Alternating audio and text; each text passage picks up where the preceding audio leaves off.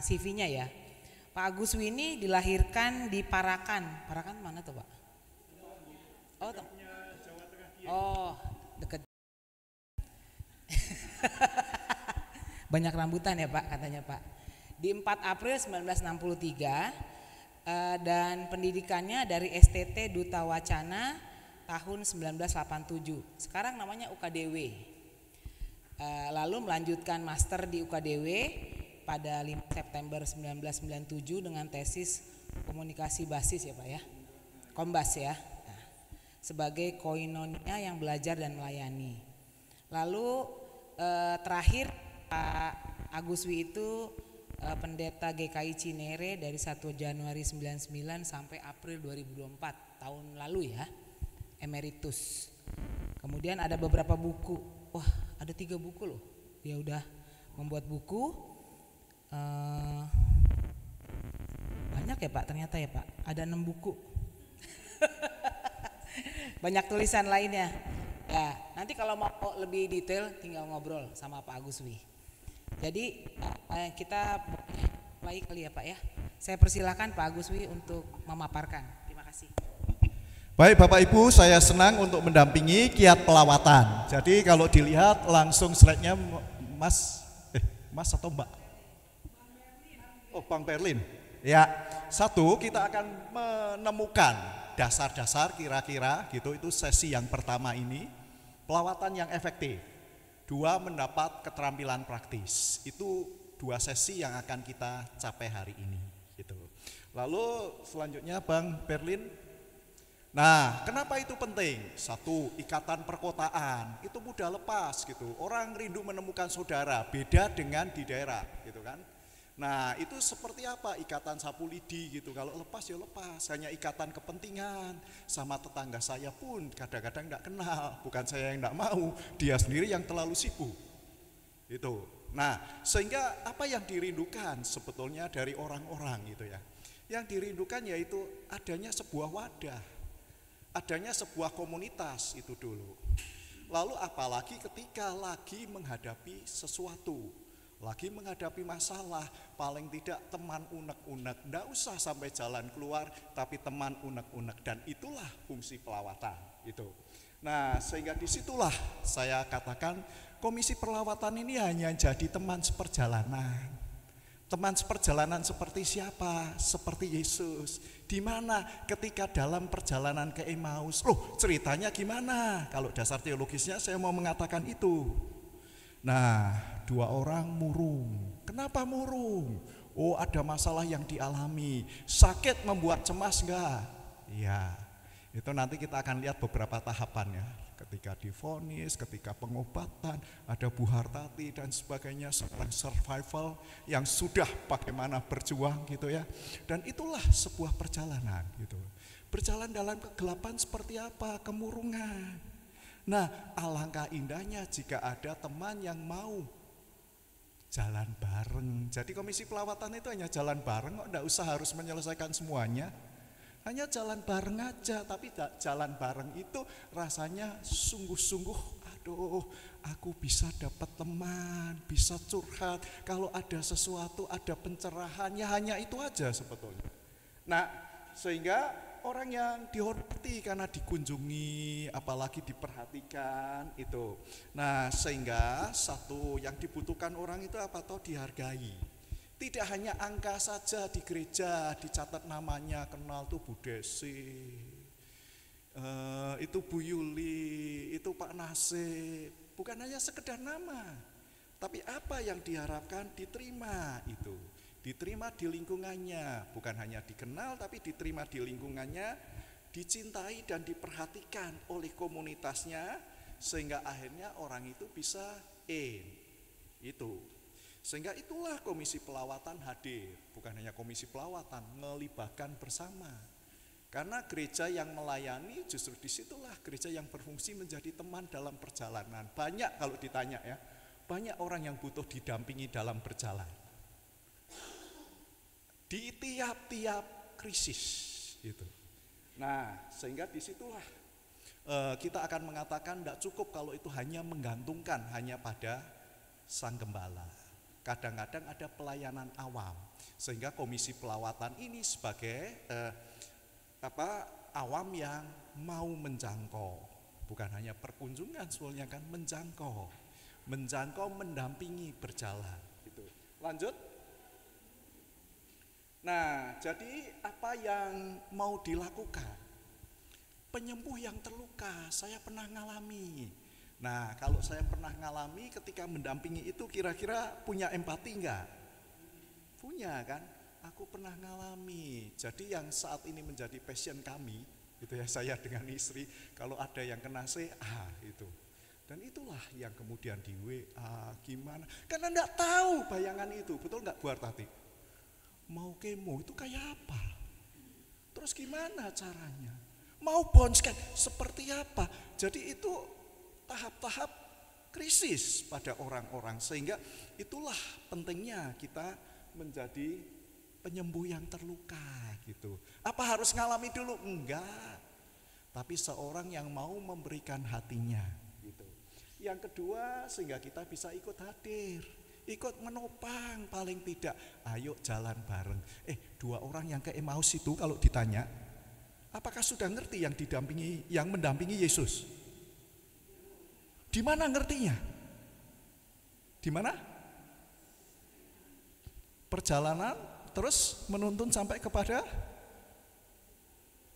di mana ngertinya? Oh, itu Yesus.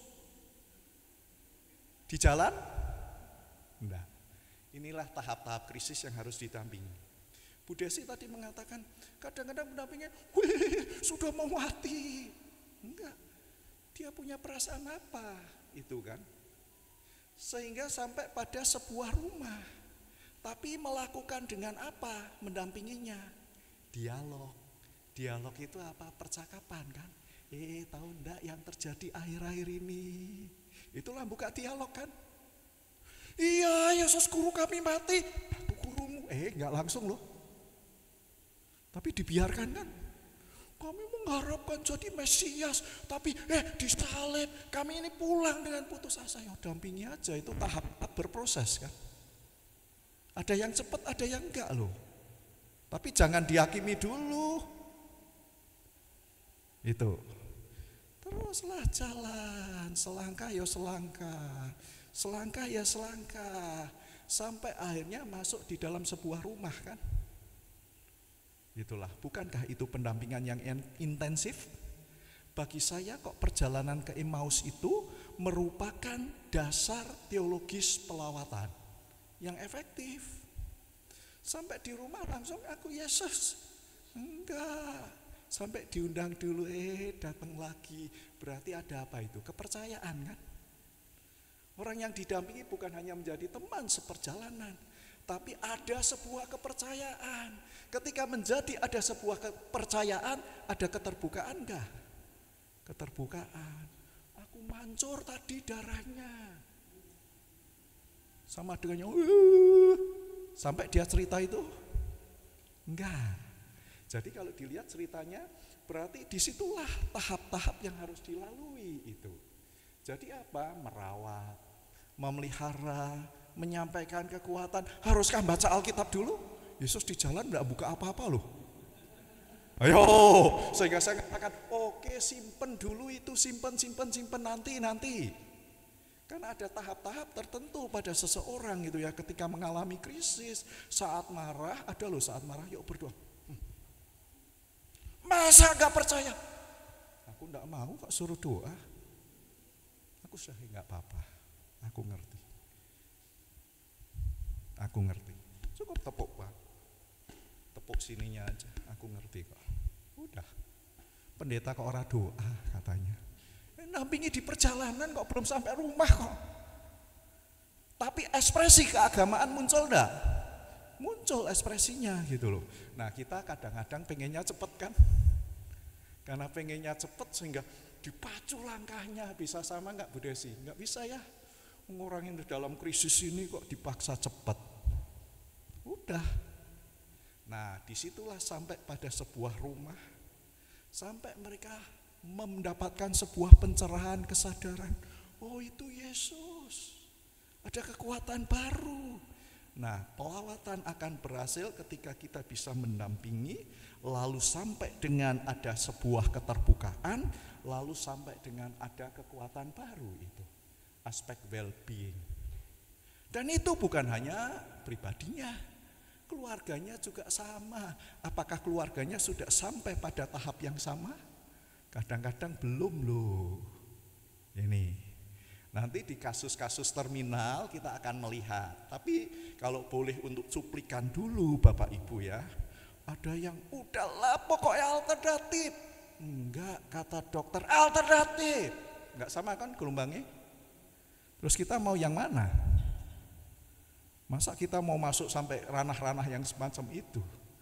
Tapi mendamaikan gejolak batin dulu. Apa yang terjadi ketika ada yang terjadi semacam itu? Sehingga perlawatan adalah pendekatan kepada manusianya.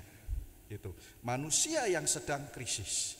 Bukan hanya manusia, dia ada di lingkungan keluarga. Ada anak, ada suami. Seharusnya harus satu irama ya. Nyetel RPK itu berapa? 9,3, 9,3,2. Kira-kira sama enggak gelombangnya? Enggak kan? Samakan gelombangnya. Pernah enggak samakan gelombangnya itu artinya terjadi benturan? Pernah. Benturan apa Pak kalau ditanya? Benturan teologi. Teologi yang seperti apa? Nah, teologi kan ada dua macam. Satu yang menganggap sakit karena dosa, suruh ngakui dosa.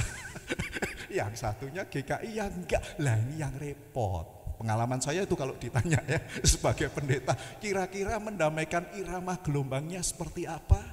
Gelombang yang tidak sama. Bisakah disamakan? Bisa. Ya nanti kita lihat prosesnya. Oke, lanjut. Nah, jadi oke, lanjut aja kalau begitu. Rumah sebagai setting tadi, dialog, mendengar dengan penuh empatik, penuh cinta kasih, supaya ada dukungan dan kekuatan, maka kita latih 4 keterampilan dasar. Ini dulu, 4 keterampilan dasar kita lihat singkat aja ya. Nah terus, satu kehadiran itu sudah sebagai pra-pertolongan. Wah, aku enggak tahu. Nah, pertanyaan saya satu, mumpung ada Bu Hartati ya, enggak apa-apa ya Bu ya. Ketika ibu pertama kali divonis itu apa yang ibu rasain? Menangis. Menangis adalah wajar. Tapi ketika menangis, ketika ada kehadiran seseorang, apakah itu tidak merupakan resep dulu? Tidak apa-apa dia hanya. Ya. Aku ngerti. Maka kehadiran Bapak Ibu di dalam pelawatan itu sudah pra-pertolongan. Apalagi mau jalan bareng lagi itu. Terus ditambah keterampilan ini. Keterampilan ini apa sih? Sederhana, mendengarkan tapi sering meleset. Gitu. 2, keterampilan menghargai. Menghargai. Tidak kesusu dengan pendapatnya, apalagi pernah punya pengalaman, dengar cerita dari pengalaman. Terus dengan nasihat-nasihatnya. Kalau ditanya pernah jengkel enggak? Pernah. Wah, harus makan telur putih 10. Supaya apa? Supaya bisa kemo. Itu percakapan di ruang kemoterapi. Soalnya enggak mau kok. Disalahkan gitu. Sudah darah leukosit istri saya turun, disalahin gitu. Menghargai atau dengan sebuah pengalaman ingin memberikan pengalaman itu. Terus siapa Bu yang bilang? Dokter Nurul katanya. Dokter Nurul Fitri. Oh iya. Lalu istri saya pas ketemu Dokter Nurul kan ngomong kan, Dok, apa benar sih telur putih? Kenapa sih Bu? Ada yang ngomong katanya harus 10. Bu, itu kan untuk yang paling murah itu kan telur. Kalau ibu kan ada ayam, ada daging. Terus ngomong apa Bu? Katanya disuruh Dokter Nurul. Aduh, nama saya dipakai. Keterampilan menghargai enggak di situ. Tapi sudah dengan frame tertentu gitu. Frame tertentu yang mau dipaksakan kepada orang lain. Apalagi nanti yang berhubungan dengan teologi dosa itu loh. Dosa ada kesalahan, masa begitu? Coba lihat-lihat masa lalunya. Sudah sakit, masih divonis dosa lagi, suruh ngakui dosa lagi. Loh, ini kan sesuatu yang tidak lagi keterampilan menghargai dan adanya perjumpaan sapaan personal. Terus keterampilan menanggapi dan keterampilan meneguhkan. Ini 4 keterampilan dasar. Bisa dilatih, bisa sederhana banget, enggak usah jadi ahli. Yuk kita lihat berikutnya. Nih misalnya ya, ibu mengunjungi, lalu saya ngomong aku nggak iso tidur. Apa kira-kira yang ditangkap? Di rumah sakit aku nggak bisa tidur. Kira-kira Pak Made mau nangkep apa? Pak aku nggak iso tidur.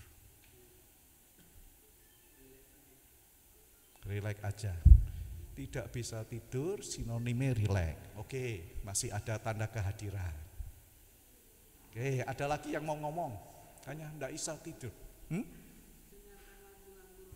Oke, sebuah solusi, relax, dengar lagu-lagu rohani. Oke, apa lagi? Baca, yo. Asal jangan baca WA ya.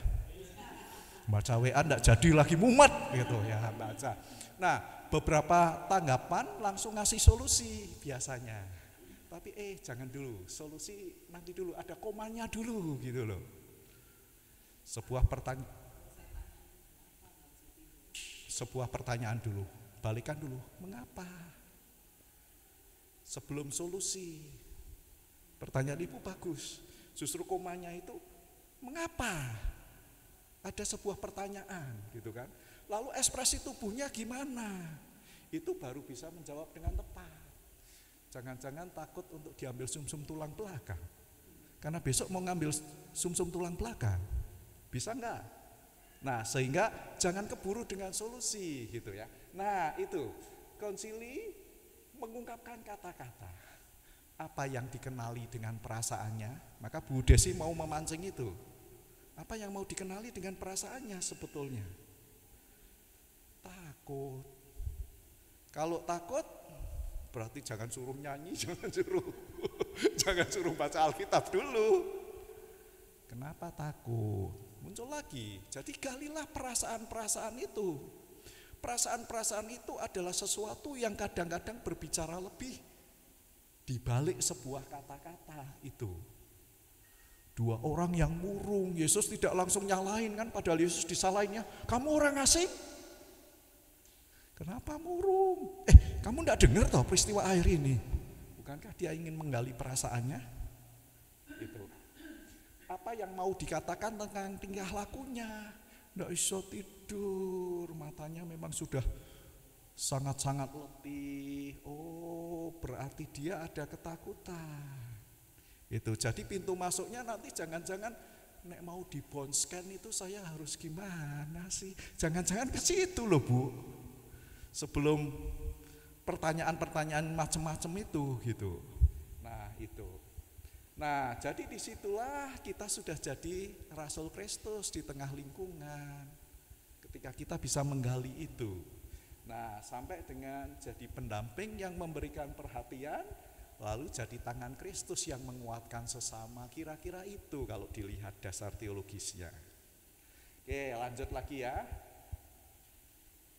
Nah, biasanya kejebaknya orang monopoli pembicaraan. Siapa yang banyak ngomong? Orang yang pulang ke Emmaus apa Yesus? Orang yang ke Emmaus kan? Termasuk jengkel-jengkel nyalain Yesus kan? Nyalain dokternya, nyalain keluarga, nyalain gereja. Bukan kita yang banyak ngomong. Jadi tes kalau kita ngunjungin. Berapa banyak yang banyak ngomong. Jangan-jangan ya tadi terus ceritanya telur putih harus gini. Padahal butuh enggak telur putih. Oh baru share, leukosit turun. Ada yang bisa dengan protein, ada yang harus disuntik. Suntik apa? Leukogen segala. Lah itu kan. Tuh. Nah, apalagi menceritakan pengalamannya sendiri, bungkus dulu itu nanti, gitu ya. Tapi dengarkan sebanyak mungkin perasaannya, tingkah lakunya, itu jadi teman seperjalanan. Setuju? Setuju. Jangan gelisah yang kedua. Jam makan ini. Jam makan ini. Belum makan ini. Mengunjungi bisa juga gitu kan? Apalagi berapa orang? Terus berkelompok yang anu di sini. Bisa enggak itu? Gelisah, tidak tenang, diuber waktu, diuber setoran 3 orang yang mau dikunjungi. Benar enggak? Sehingga pelawatan tidak menjadi berkualitas tapi hanya kejar target. Kejar target ketemu, dilaporin, sudah mengunjungi Bu. Bu, waktu pengalaman dengan Pak Poso ya, Pak Efeso dulu gimana? Itu yang harus cuci darah.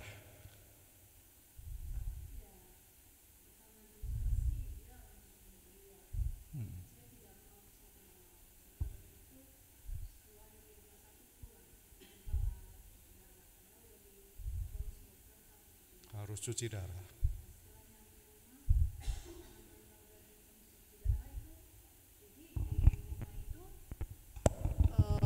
Terus dia teriak-teriak sakit, terus semua badan bengkak gitu, nggak bisa tidur. Terus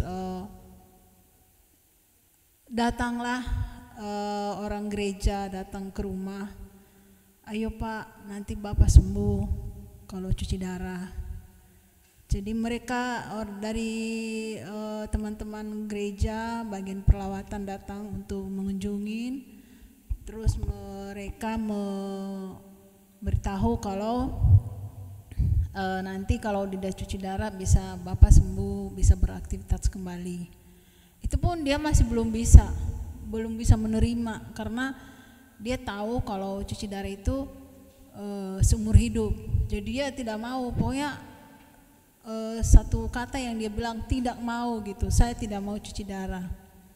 Akhirnya ada seorang ibu, dia sama-sama orang Kristen tapi bukan di gereja kita di sini, dia di Nusa Indah.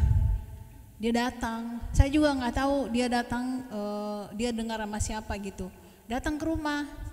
Dia rayu tuh Pak Efeso karena suaminya juga menderita seperti itu, bahkan suaminya juga udah nggak ada, tapi dia bilang Bapak nanti sembuh, sampai dia antar kita ke rumah sakit. Akhirnya si suami saya kan waktu itu dia mau gitu, mau ini langsung dipasang alat cuci darah itu di sini di rumah sakit Fatmawati.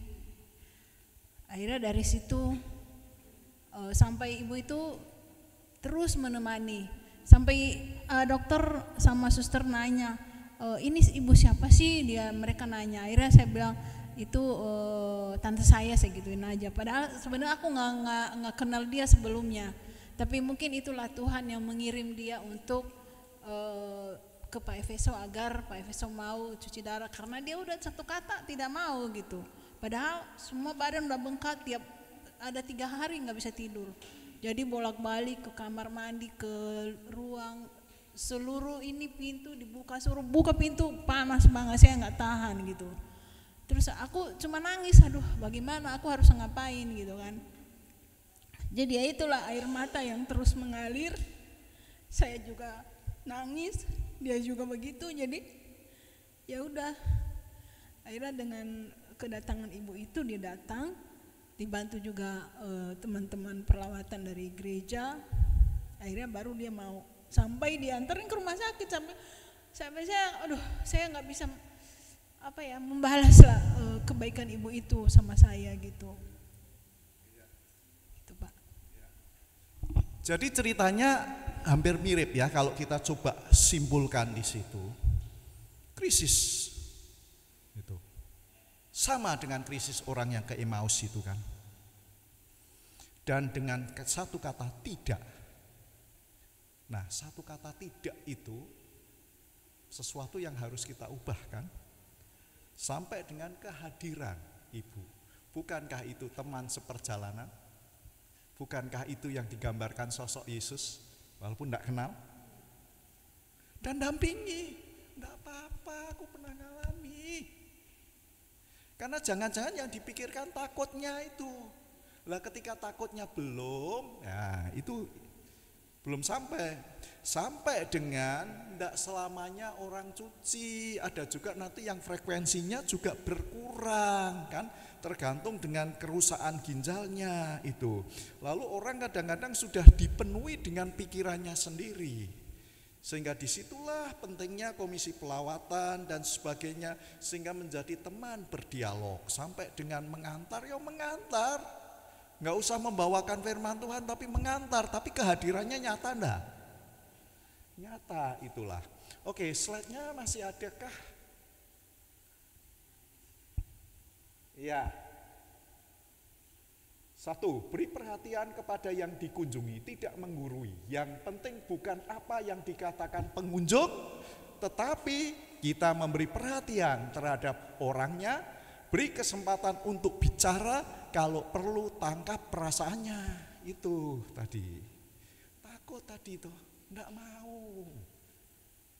Dari kata enggak mau mungkin keluarga enggak bisa untuk meyakinkan. Tapi melalui orang lain akhirnya ya, sampai dengan ditemani gitu. Itulah. Beri respon ketika yang dikunjungi mengungkapkan pengalamannya. Itu. Responnya mungkin cukup hanya mengangguk. Resep itu nanti. Kadang-kadang di kepala kita sudah punya resep gitu loh. Bukan resep jangan-jangan yang dipikirkan. Tapi saya mau mengatakan ini ada dinamika loh orang sakit loh. Dari shock, marah, tawar-menawar, atau tahap menerima sudah. Nah ketika baru tahap marah, tahap syok, mau diberi nasihat ya beri nasihat. Saya itu pernah ngalamin ya, dampingi proses buka cita. Sebulan, 2 bulan, 3 bulan, nasihat-nasihat itu enggak masuk. Baru masuk apa? Baru masuk nanti ketika dia sudah bisa menata, meregresi diri. Jadi simpen nasihat. Orang yang, maksudnya terus tidak boleh memberi nasihat, ya enggak, tapi jangan terlalu di awal-awal gitu loh. Masa prolognya langsung diberi nasihat, nah, kamu datang mau mengunjungi atau mau gurui aku? Jawabannya itu. Lanjut, kehadiran. Jadi kehadiran, ya itu tadi. Nemeni, nepuk punggung kalau perlu. Kalau saya kalau belum siap ya udah tulis saja ayatnya di situ, aku tinggalin udah. Biar nanti dibaca. Karena belum bisa dia mendengar. Tapi kehadiran itu yang penting. Syarat mendengar. 1, tidak tuli, punya telinga pasti bisa. Tapi bedakan mendengar dengan mendengarkan. Mendengar, saya mendengar di bawah masih ada suara itu. Tapi mendengarkan saya akan memasang dengan sungguh-sungguh. Sehingga kalau musik klasik kalau mendengarkan hanya dengan deng deng deng deng deng deng. Tapi ketika kita mendengarkan ada variasi, iringan, iramanya. Mendengarkan orang yang diungkapkan bisa memahami ekspresi wajahnya gimana. Kadang-kadang orang dikunjungi lagi capek-capeknya, apalagi demam berdarah gitu ya, trombosit lagi turun-turunnya gitu. Lagi pusing-pusingnya, kita ngunjungi nggak pulang-pulang. Apalagi dia mau nunggu dokter siang. Saya pernah ngalami itu. Karena dokternya jam 2, dia datang supaya dapat nomor di Puri Cinere, tapi bukan yang sakit CA, sakit demam berdarah, nunggu nggak pulang-pulang, mau ngusir gimana, sampai dengan akhirnya baru tahu nunggu dokter jam 2, itu. Sehingga bisa nggak bagi pasien rasanya dikunjungi bukan lagi menjadi teman seperjalanan tapi sebel, mengganggu, itu. Ya itu kalau saya boleh ditanya tentang pengalaman-pengalaman ya Pak ya, ada 1000 macam pengalaman yang bisa terjadi dan itu bisa kita lakukan gitu. Nah sehingga di situ ekspresi wajah, menangkap ketakutan. Ibu waktu Pak FSO ngomong tentang saya enggak mau, kira-kira wajah atau menangkap perasaan dan ketakutan itu?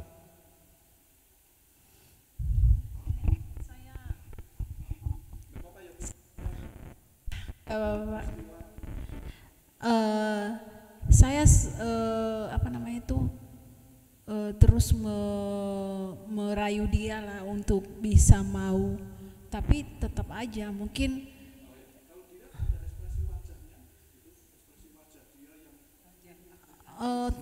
takut, dia takut.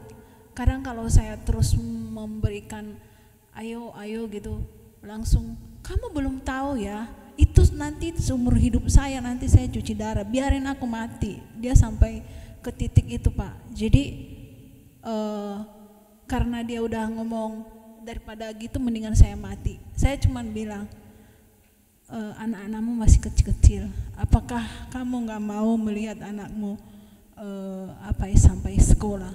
Akhirnya dia tergerak, oh ya udah, saya berdoa kepada Tuhan semoga aku melihat anakku yang pertama minimal dia masuk kuliah. Tapi itu Pak, waktu itu tercapailah doanya, sampai Stefani dulu itu dia semester 2 baru dipanggil Tuhan. Artinya bisa menangkap ketakutan itu, kalau ketakutan itu bisa diarahkan kepada sesuatu yang lain, kamu masih Iya. kamu mau melihat dia, membuat sesuatu yang dulunya takut akhirnya menjadi tercerahkan. Itulah teman seperjalanan kan, diomeli ya Bu ya, Ibu diomelin ya. Enggak, Ibu enggak ngomeli tapi Ibu diomelin. Ketika ngomong, iya kayak Yesus ya disalah-salahkan itu, kamu orang asing, kamu enggak tahu berita baru ini, ya itu resiko ya, resiko pelawat gitu. Ya itu. Lanjut, keterampilan mendengarkan. Jadi yang kedua tadi kehadiran, keterampilan mendengarkan gitu. Nah yang Ibu tadi ceritakan, langsung kalau enggak ada keterampilan mendengarkan, keterampilan kehadiran mungkin ya, tapi sudah mau loncat gitu loh. Keterampilan mendengarkan ini bisa menangkap sebuah detail-detail dulu. Detail-detail krisis, detail-detail kegelisahan, detail-detail perasaan-perasaan, kegelisahan dan perasaan. Itu kata kunci kalau mau ditangkap di situ. Terus lanjut slide-nya. Iya, hambatan, merasa sudah tahu sedikit-dikit, cepat nanggapi. Sudah kenal sehingga dianggap itu. Penuh dengan diri sendiri sehingga cepat berkata, menasehati sebelum menggali. Ada perasaan traumatik yang menekan saya. Karena perasaan traumatik yang menekan saya, kemudian aku enggak mau bicara itu.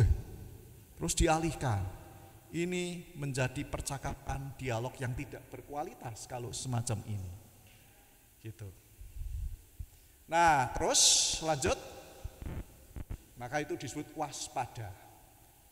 Mendengar dengan baik, bisa menanggapi dengan baik. Mengenal perasaannya itu sebuah syarat untuk kita boleh berjalan bersama itu. Seorang yang didengar akan merasa pribadinya itu dihargai, diwongke gitu. Masalah akan menjadi jelas sehingga orang yang didengar merasa lega, paling tidak lego aku, lepas dari tekanan batin. Masalahnya belum selesai, tapi disitulah sebetulnya terjadi sebuah lingkaran perjumpaan dulu gitu. Jadi mendampingi orang dalam krisis menurut saya harus sampai pada sebuah perjumpaan. Gitu. Jelas Bapak Ibu? Kalau mau tanya silakan juga gitu loh. Nah, tapi ini masih bingkai-bingkai ya. Saya 4 bingkai dulu baru kita masuk. Lanjut Kak. Oh, terima kasih. Kelewat itu. Kelewat kelihatannya itu. Langsung salah. Ini yang terakhir ini.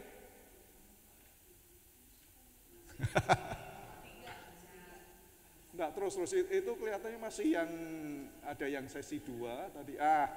Ya, keterampilan mendengarkan. Nah, yang ketiga sampai kira-kira orangnya seperti apa? Contoh Pak Efeso tadi setelah ditemani oleh istri, ada seorang Yesus yang dalam perjalanan, kira-kira dia sampai pada, ayo sekarang sudah tahap berikutnya. Tahap berikutnya yaitu memberikan penghargaan orang lain itu bernilai dalam percakapan, bukan menggurui, apalagi seperti polisi. Seperti polisi itu menggali yang tidak perlu. Maksudnya gini, sakitnya kapan? Kok bisa? Apa enggak minum ini? Loh kok malah nyalahin? Ini udah sakit. Benar gak? Pertanyaannya enggak perlu gitu. Kapan itu? Saudara saya juga pernah. Jangan khawatir. Itu pasti bisa. Itu ada dokter di sini, ada dokter di sini. Bingung orangnya. Ya kan? Ketika kita semacam itu. Nah, justru yang penting di sini mana yang perlu, mana yang tidak. Itu. Menyadarkan ada yang kurang beres dalam kehidupannya. Sehingga sampai mau untuk cuci darah. Mau untuk kemo, ada orang yang tidak mau untuk kemo, betul gak? Karena sudah dengan bayangan tertentu gitu loh. Dan ini membutuhkan orang yang kadang-kadang teman dalam perjalanan, pernah ngalami. Masalah yang dialami tiap orang beda. Yang dialami Bu Hartati dengan istri saya juga beda ya, pengalaman setelah kemo gitu. Tapi kita bisa menceritakan prosesnya gitu. Oh nanti dimasukin, kalau ini terlalu kecil akan dipasang kemopod di sini. Ini harus operasi, operasinya enggak sebentar. Wah bener juga loh, operasinya enggak sebentar. Karena nunggu antrian. Apalagi pakai BPJS. Ini adalah tidak terlalu parah kalau hanya pasang kemopod. Sudah dipanggil kemoterapi lah, gimana ini kecil banget. Nah, akhirnya harus pasang kemopod gitu kan. Nah itu proses-proses. Jadi di dalam setiap peristiwa itu ada krisis. Ketika krisis kita tangkap. Lalu kita hadir dengan 4 hal tadi. Itu baru berkualitas sebuah perlawatan. Gitu. Lanjut ya. Nah meneguhkan, ini sebetulnya menanggapi gitu ya, mengkonkretkan. Jadi Pak Efesus sebetulnya takut untuk cuci darah, ya. Butuh dikonfirmasi akhirnya kan, ya enggak Bu ya, butuh konfirmasi, cari informasi fisik, sosial, psikis, spiritual, menyimpulkan ulang, terus meneguhkan. Seperti perjumpaan Yesus dengan perempuan Samaria itu loh, dialog pintu masuk, terus akhirnya wanita Samaria ini mendapatkan sebuah spirit baru untuk ya membawa berita ini, dia bisa berjalan lagi. Itulah. Seperti ban penuh harus dikempesin. Coba kalau enggak dikempesin, mau ngomong sama siapa? Ngomong yang bisa dipercaya. Jadi resepnya harus bisa menjaga rahasia juga itu. Terus kemampuan menanggapi, tidak membawa resep siap jadi. Jadi ayat yang sudah saya siapin kadang-kadang berubah loh. Karena pengalaman tidak seperti itu, bayanganku seperti itu, ya ubah. Doanya juga bisa berubah gitu ya. Maksud doa berubah apa? Doa antara feeling satu yang pasti sembuh dengan yang kenyataan, ayo mau yang mana? Ketika itu terminal illness kan? Lihat situasinya seperti apa. Jadi kita itu fleksibel gitu. Nah, jangan dengan tanggapan klise, nanti sembuh. Ajaklah melihat realistis juga gitu. Nah, kalau belum selesai lanjutkan, aku boleh datang lagi enggak? Ngobrol lagi enggak? Jadi gini-gini ini kadang-kadang enggak selesai loh. Ya, itu. Tapi paling tidak itu yang penting. Nah, beberapa yang saya pakai itu hipnoterapi akhirnya. Saya belajar hipnoterapi untuk beberapa ya akhirnya untuk salah satu cara pastoral gitu ya, hipnoterapinya gitu. Oke, lanjut. Hambatan. Oh, ini terus saja. Satu, rambu-rambu. Perlu persiapan diri dan data, jangan salah, apalagi namanya sama. Saya tadi ngomong Bu Desi salah Buning, tapi Pak Sahala. Lah itu gawat kalau sudah di sana, bayangan saya adalah Buning ketemunya Bu Desi. Data harus tahu yang dikunjungi situasi seperti apa. Itu. Ada sesuatu yang kadang-kadang orang tidak mau ungkap. Iya. Ada identitas tertentu yang kadang-kadang mungkin dia single parent, tapi tidak mau diketahui juga. Itu. Tapi jangan terus nanya, mana suaminya? Nggak ngunjungi ya? Ini mau operasi tidak ditunggu ya? Polisi atau apa ini? Kepo, jangan terlalu kepo lah gitu. Batasi itu. Maka perlu persiapan diri, persiapan juga tahu yang dikunjungi. Buka mata lebar-lebar, telinga lebar-lebar, baru mulut berkata. Jangan mulut dulu. Belum apa-apa sudah dengan mulut dulu. Salah gitu. Jadi ini apa yang salah dalam pelawatan? Kalau buka mulut dulu, tidak buka mata dulu lebar-lebar, situasinya, tempat duduknya, orangnya, raut wajahnya, keluarganya, ini dulu.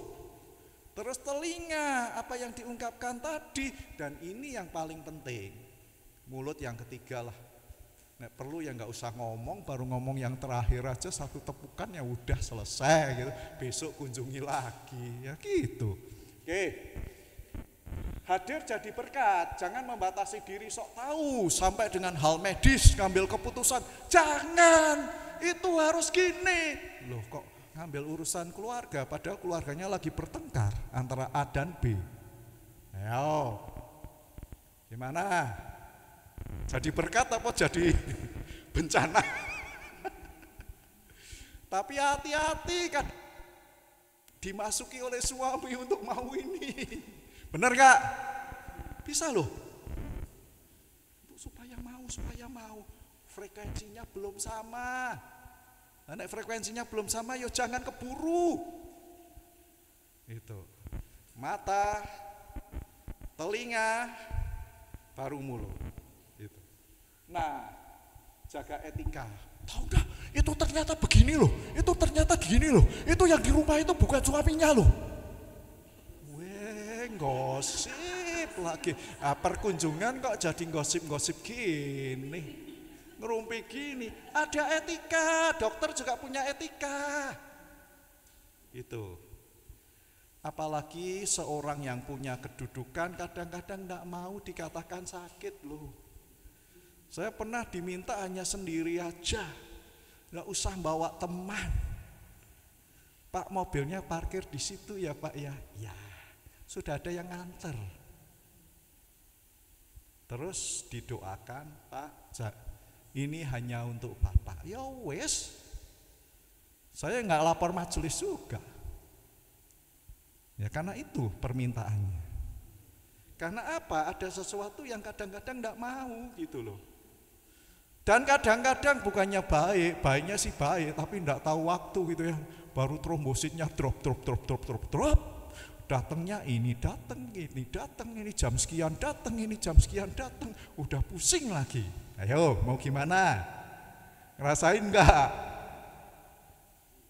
Ini, ya maksudnya baik gitu loh. Tapi kadang-kadang tidak menjadi berkat dan membawa kabar baik ya Pak Ganda ya. Itu kalau ditanya. Oke, lanjut, rambu dan etikanya. Jangan buru-buru kerja setoran. Tadi sudah ya. 3, 1 Karawaci, 1 Cinere, 1 lagi Bekasi. Sebelum jam macet harus datang. 10 menit datang, Bu, doa ya Bu ya. Yesus pasti nolong Bu. Yuk doa ya Bu ya. Bu, cepat sembuh ya Bu ya. Pulang. Berkualitas enggak? Ngejar Karawaci, sampai Karawaci ngejar Bekasi, kejauhan. Nah, Kalau kejar setoran seperti itu. Jadi komisi pelawatan jangan kejar setoran deh. Kalau kejar setoran ya cepet-cepetan aja udah selesai itu. Tapi tidak berkualitas. Kira-kira kalau Bu Hartati dikunjungi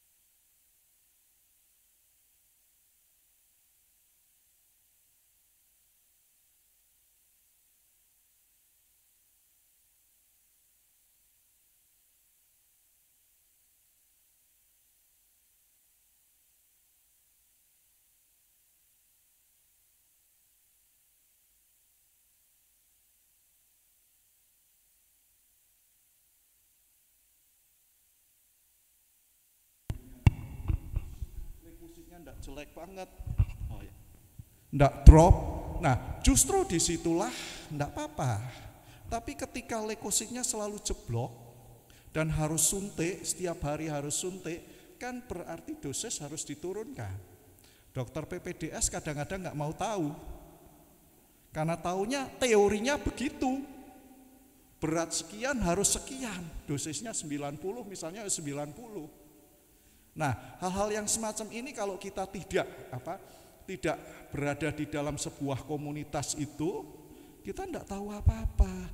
Yang paling kasihan itu justru orang-orang yang dari daerah sudah nunggu lama. Ini udah jam 4. Bu, ada keluhan enggak, Bu?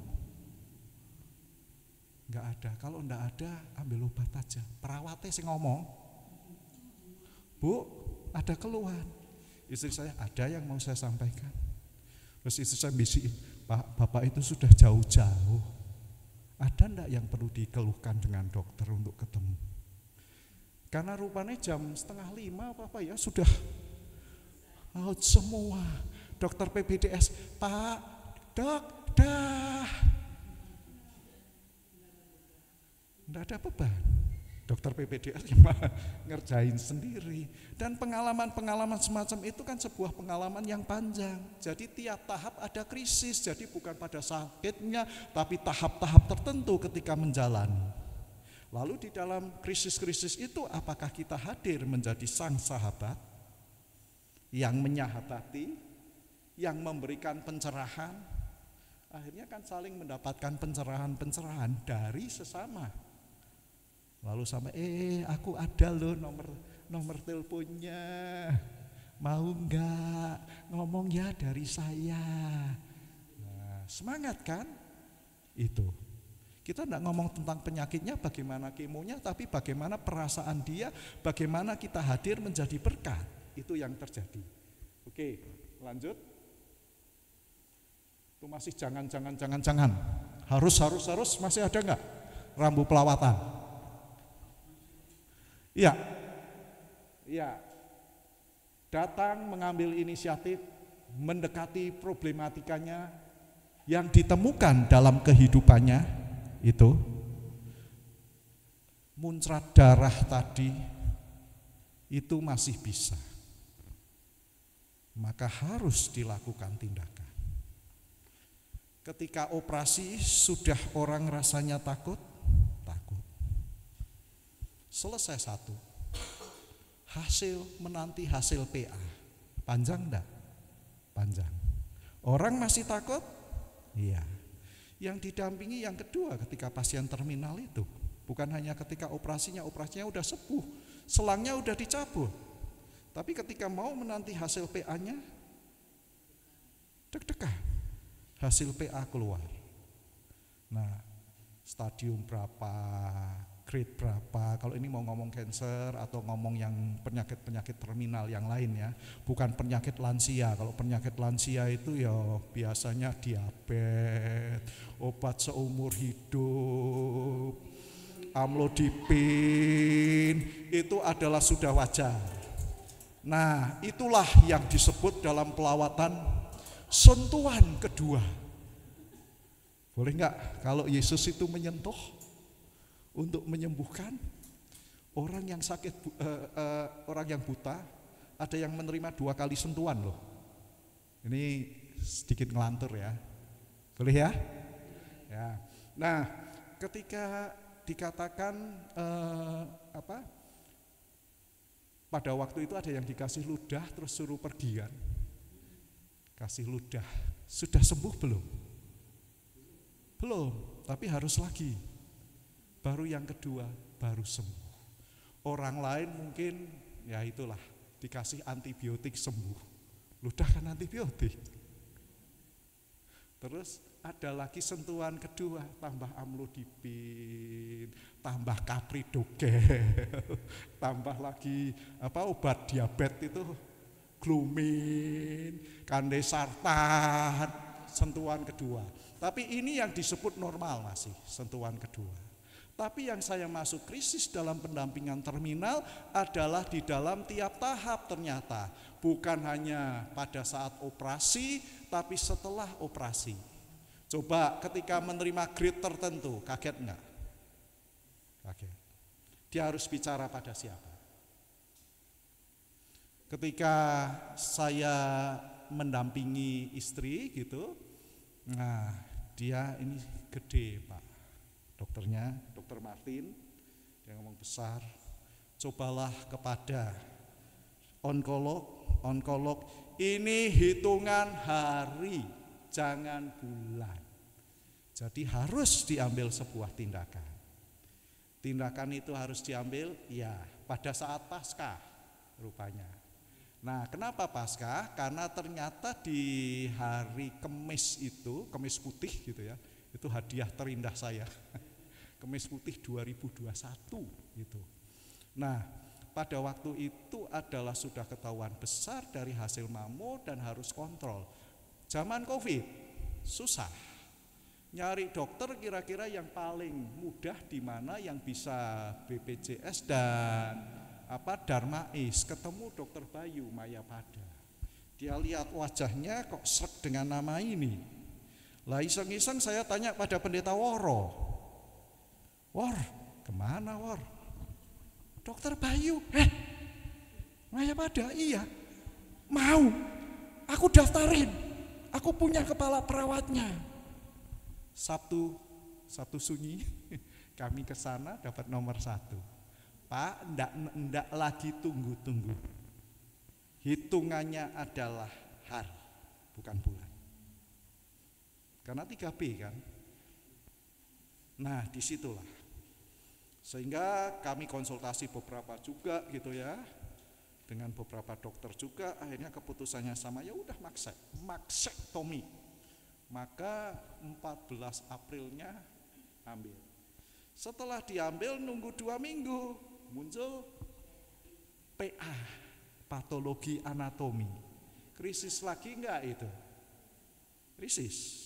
Nah, ketika krisis itu yang terjadi adalah betul grade-nya grade sekian, getah bening berapa yang diambil 18, lalu ini ada nodul, begitu kata nodul ya udah. Itulah. Nah, ketika nodul ini sampai dengan di sini ngomong dengan siapa? Yang ngomong sama rekan, ini loh kami seperti ini. Kami harus menjalani perawatan yang semacam ini. Gimana tugas-tugas pelayanan? Sepak, ya wis. Seminggu lagi muncul hasil. Kalau tadi PA ini IHK. IHK itu untuk menentukan harus diapain. Nah, dari IHK akhirnya harus kemo, ketemu tidak lagi onkologi tapi hematologi onkologi kan, masuk situ. Nah, krisis lagi enggak? Krisis. Sampai dengan Pak kemo, Bapak mau kemo di mana? Pokoknya BPJS, RSCM ya? Iya. 6 kali drop. Krisis enggak? Krisis. Jadi kalau dilihat krisis itu ternyata di pasien-pasien yang semacam ini dialami terus gitu. Sampai dengan habis itu radiasi. Radiasinya mau di mana? Darmais. Lanjut lagi. Nah, radiasi kan harus 25 kali. Senin, Selasa, Rabu, Kamis, Jumat. Habis itu diperiksa darahnya, kalau masih oke lanjut, kalau tidak ya diobatin dulu berikutnya 25 kali. Tapi yang membuat kami itu bukan ngitung mundurnya, kok baru 1 masih 24. Sudah 1, kami diajarin dokternya gitu. Sudah 3 bersyukur, sudah 5. Jadi ngitungnya ngitung maju. Nah, itulah tahap-tahap. Oh, boleh. Silakan, Bu. Respons Bapak pertama kali. Boleh tahu nggak respons Bapak pertama kali setelah tahu Ibu Trivena itu CA? Ya, respon memang terkejut, kaget, sedih, nangis, tapi harus melangkah ke depan. Itu. Sehingga jangan melihat ke belakangnya. Ke belakangnya memang telat ya rotok telat ya memang telat. Kenapa telat? Zaman COVID. Lah istri saya karena punya autoimun ITP itu, trombositnya yang dimakan, dia enggak mau periksa sebelum saya selesai vaksin. Itu, sehingga proses kan ke depan ini. Tapi meskipun sampai pada tahap yang semacam itu, jangan dilihat ke belakangnya, lihat ke depannya. Nah terus resepnya kita melangkah selangkah. Taunya itu yang melangkah selangkah sih loh, dioperasi.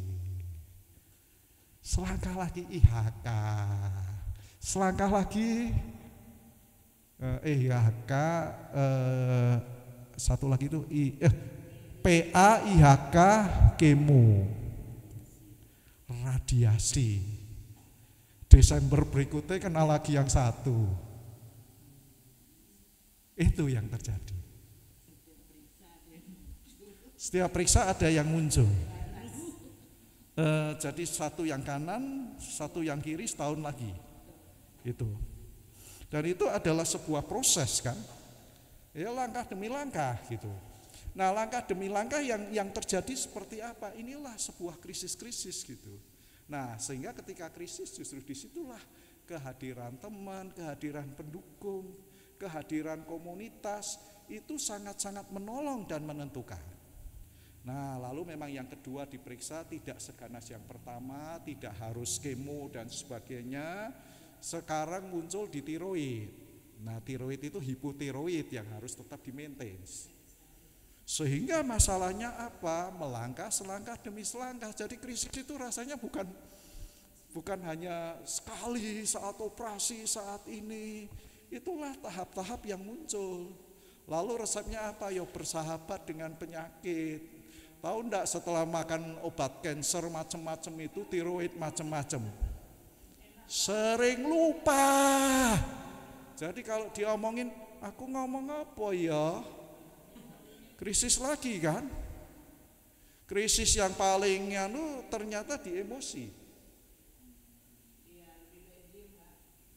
Maka lebih baik diem aku.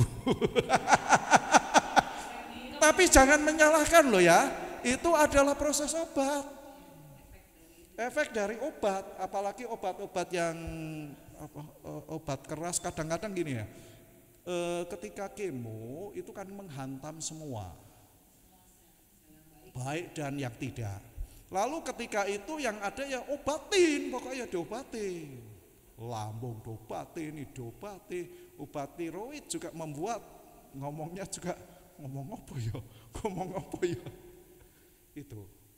Nah, kalau kita tidak hati-hati di situ, justru hanya kok ribut tuh itu sekarang. Jadi loh.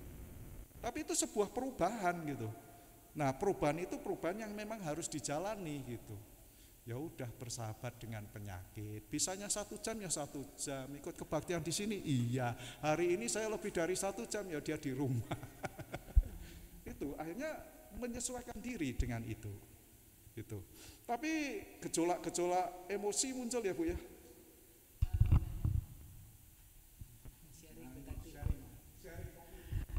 Sebenarnya yang saya alami udah diceritakan Pak Agus semuanya, terima kasih Pak. Satu yang saya harus nikmati dan bonus hidup saya setiap saya evaluasi tahunan, misalnya saya harus cek lab, harus ronsen, harus semua, itu selalu muncul sesuatu Pak. Tahun ini saya dapat bonus lagi, ada urat kejepit saraf di belakang, dan itu kata dokter ortopedi adalah efek dari kanker saya. Dan saya mencoba bertanya ke beberapa teman, iya mereka mengalami.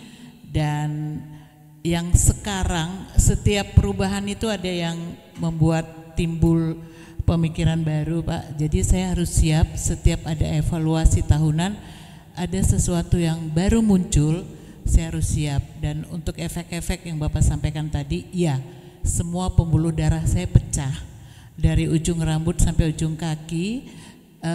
Suami saya tuh menangis kalau meminyakin kaki saya karena terkelupas semua seperti ganti kulit. Kata anak saya cewek gini, nggak apa-apa mama, ntar mama dapat kulit baru. kulit saya menghitam semua. Kata anak saya, nggak apa-apa mama, ntar juga kulit mama jadi baru. Jadi anak-anak selalu mengatakan sesuatu yang bagusnya. Dan hari ini saya udah 6 tahun berjalan dengan kanker. Februari 2019 saya operasi pertama. Dan sekarang saya hanya menyiapkan anak-anak saya saja. Seandainya Tuhan tidak memberikan umur yang baik kepada saya hanya ingin menyiapkan mereka itu kuat dan mereka itu bangga punya saya ibu, dan ibu yang bukan karena kesakitan tapi ibu yang menikmati proses dari perjalanan ini. Ini yang sekarang saya siapkan kedua anak saya ini. Saya menikmati perjalanan hidup saya. Itu aja, Pak. Makasih. Justru evaluasi tahunan itu yang menakutkan, gitu. Dan kalau dilihat ya memang betul, kadang-kadang tambah lagi. Jadi bukan berarti ya ini bukan menakut-nakuti gitu ya. Tapi akhirnya ayo berjalan bersama gitu loh. Sebagai keluarga ya jalan bareng gitu. Nah, dengan perubahan-perubahan yang ada, sehingga ketika mengalami hal yang semacam ini yang dibutuhkan yaitu kesatuan itu, termasuk anak-anak dan sebagainya gitu. Nah, di grupnya Pelangi ya memang ini kadang metas lagi itulah gitu. YKI ya. Iya. Betul. Betul. Dan yang kemarin berusia muda juga kan. Itu yang terjadi. Tapi di tengah-tengah itu ya memang komunitas itu sangat membantu gitu. Sehingga komisi pelawatan jadilah nanti sebuah komunitas yang memperhatikan.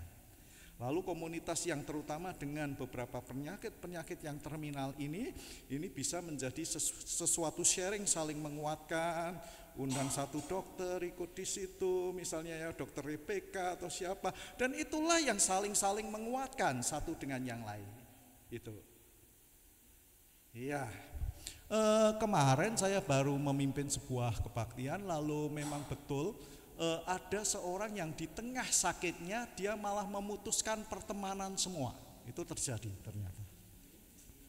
Dan dia keluar semua dari WA yang ada. Suaminya enggak bisa apa-apa. Tapi itulah tahap-tahap, sedang tahap di mana? Marahkah? Bisa tahap marah. Tahap marah diajak berdoa, enggak mau. Doa ya dicuekin. Kita berdoa ya dia ya udah.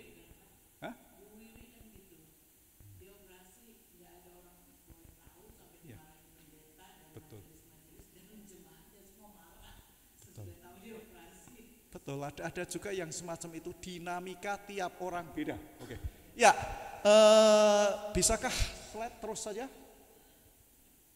Oh ya, itu sudah Pak, langsung ke yang aslinya. Iya, terus ya. Sebelum ini. Sakit itu sebuah krisis. Kita kan mau ngomong sakit terminal. Tapi sakit menaun itu adalah perlu sentuhan kedua dengan obat. Tapi itu tidak seberat itu ya. Sakit menaunnya itu ya. Minum obat pagi, siang, sore. Coba pagi obat hipertensi. Siang pengencer. Jam 2 amlodipin. Obat saya 3 itu. Sorenya jam 6 gula itu glumin, sekarang diganti pagi. Glumin sekarang diganti lupa. Terus malamnya atorvastatin. Ator. Karena aku kan pasang ring gitu. Nah, dari situ ini sakit menaun, sakit penuh dengan krisis. Penuh. Kok obat terus, kontrol terus. Ada krisis? Ada. Nah, krisis-krisis ini harus dijalani bareng-bareng gitu loh itu. Sakit fisik, sakit menaun. apalagi Alzheimer. Mertua saya Alzheimer pernah hilang gitu kan. Alzheimer ada tahap 1, ada tahap 2, tahap 3. Tahap 1 ini paling sulit karena merasa mampu tapi tidak bisa membedakan. Pernah pada waktu itu mertua saya kan paling seneng masak gitu ya. Buatin sore itu buatin teh. Buatin teh kasih jahe, kasih serai, dikasih cengkeh sedikit, kasih kayu manis, tapi lupa tidak dikasih gula, ngasihnya garam. Nah, disajikan di situ saya mau minum gini begitu asin, tapi kalau lihat dia kan susah. Nah udah, hipertensi loh aku loh. Ini yang terjadi. Mertua loh, ini zaman-zaman 2021 itu sampai meninggal. Jadi ada sebuah hal yang kadang-kadang terjadi perubahan di dalam sebuah kehidupan itu. Nah, tahap kedua itu kadang-kadang sudah lebih parah, tapi keterampilan tahap 1 keterampilan masih bisa, tapi ini sudah tidak connect sehingga salah. Tahap keduanya sudah dua-duanya tidak bisa membedakan. Siapa ya orang tua ini, ayahnya siapa yang akhirnya tidak tahu itu kotoran, dia berak di situ, kotorannya dileletin tembok. Alzheimer kan tahap 2. Tahap ketiga adalah sudah di kamar tidak bisa apa-apa. Tahap ini harus dialami ya. Siapa yang butuh perawatan? Keluarganya. Pernah suatu ketika saya masih konsulen di Sarua kalau nggak salah ya, ada khotbah, besoknya pernikahan, mami mertua, kebetulan ada perista kelihatannya, istri itu dia dititipin, rapat perista atau apa, sehari saya titipin di Dharma Wangsa, kan ada apa, klinik memori itu ya, dititipin di situ mami, ya udah aku pulang, aku lagi buat khotbah, ditelepon. Karena taunya kan telepon istri saya ya, istri saya baru rapat, dia telepon. Itu minta dijemput. Kenapa? Dia marah. Saya pulang lagi ke Dharma Wangsa, kenapa mah? Ngerepotin. Jangan ngerepotin di situ. Ya udah. Itulah tahap-tahap tertentu. Sehingga siapa yang perlu didampingi? Keluarga. Perlu satu irama. Yang perlu berubah pikiran siapa? Bukan orang yang Alzheimer-nya, tapi pendampingnya yang terjadi. Itu. Sehingga dari gambaran itu kita melihatnya krisis-krisis ya. Jadi bukan hanya yang sakit. Kadang-kadang perlu me time enggak? Iya. Kadang-kadang mendampingi Alzheimer enggak bisa me time itu. Itu. Tahu-tahu ngamuk, hilang juga pernah. Bisa keluar sendiri, itu yang terjadi itu. Nah, sakit terminal memang akhirnya akan membawa ke satu titik, tapi disitulah bagaimana dia bisa memanage, bisa hidupnya bermakna, itu tujuannya. Yang penting apa? Damai dengan dirinya. Saya sedang mendampingi sekarang ini usia kelihatannya 93. Bukan Alzheimer tapi sakit tua yang akhirnya sakit tua jadi kayak stroke dan kadang-kadang hilang. Ketika dilihat di rumah sakit semua tidak ada apa-apa. Tapi ketika krisis masuk rumah sakit terjadi dilema di dalam keluarga. Harusnya kalau yang semacam ini masuk. Tapi masuk kita mau ngapain? Apalagi di ICU itu loh, kita juga penunggunya juga capek. Ya kan nggak boleh masuk baru jam-jam tertentu. Gimana keluarga? Kami tenang di rumah. Kalau di rumah apa yang dibutuhkan? Kamarnya, ininya, ada perawat. Kalau ada sesuatu, SOS, ada yang bisa datang dokternya, ada. Rumah sakit diagram mau datang, ya udah dari situ. Ini sudah hampir setahun di rumah. Tapi dia merasa happy di situ. Nah, bukankah itu adalah sebuah dinamika krisis yang akhirnya dialami oleh keluarga, mana yang enak? Sehingga yang dibutuhkan di sana apa? Damai, hospice ya. yang membawa damai. Dia akan meninggal dalam damai, dia hidup dikelilingi keluarganya. Ketika sudah sampai tahap itu ya udah gitu.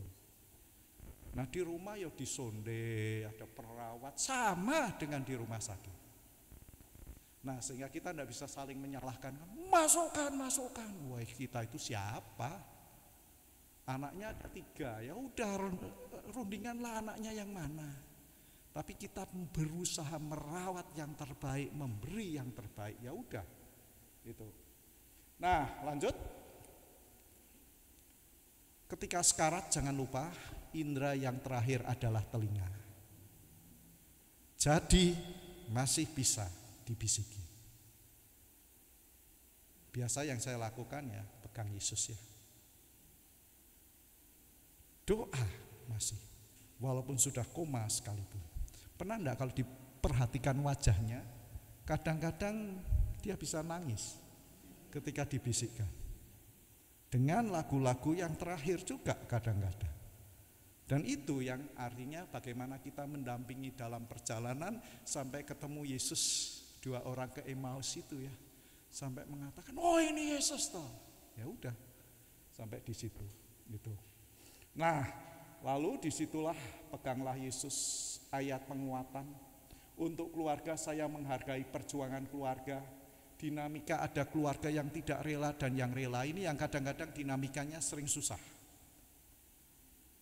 Terusin enggak ya di situ.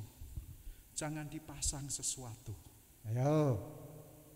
Yang satu ngomong jangan pasang. Ayo, menurut Bapak Ibu terus mau gimana? Pasang atau enggak ini? Hanya masalah pasang atau enggak, pasang alat atau enggak?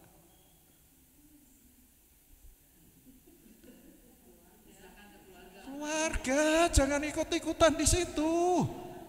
Dinamikanya belum sama, buat yang sama. Iya, prioritas keluarga. Tapi paling susah nanti anggapan tentang dosa. Dosa loh kalau gitu loh, masa enggak dikasih apa-apa? Perawatan yang terbaik, dengan fasilitas yang terbaik, tapi di rumah sama enggak? Sama. Kelebihannya apa? Kekurangannya apa? Kelebihannya adalah anak bisa sewaktu-waktu ada di sana. Tapi anak-anak benar-benar mendampingi atau enggak? Itu pertanyaan berikutnya.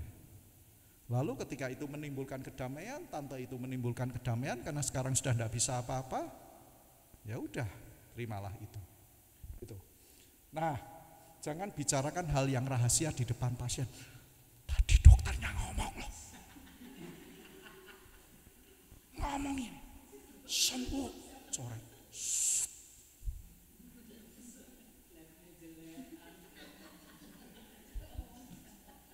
Itu. Sehingga jangan sampai yang semacam itu. Itu kadang-kadang iya masalah uang. Ini nanti sopo sing nanggung. Sopo sing nanggung di depan pasien. Kalau saya ya pulang aja ya. Gitu ya, ngapain dirawat? Itu. Ada hal-hal sensitif yang kadang-kadang jangan di depan pasien, apalagi hal-hal yang rahasia. Itu. Apalagi ketika masih bertengkar anaknya. Itu. Pernah ngalamin?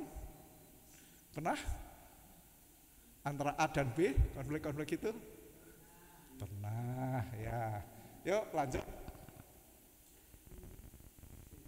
Keinginan terakhir pasien terminal, ingin anaknya menikah. Ini kadang-kadang ya, seperti tadi, pengen anaknya menikah, belum tercapai.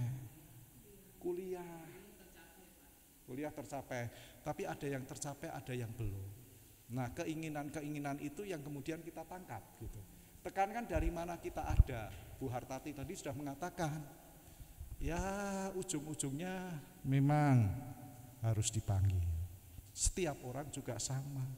Tapi paling tidak ada tahapan-tahapan tertentu, anak-anak tertentu, dan itulah yang dikatakan merayakan kehidupan. Dengan apa? Mengisi kehidupan. Ada juru selamat.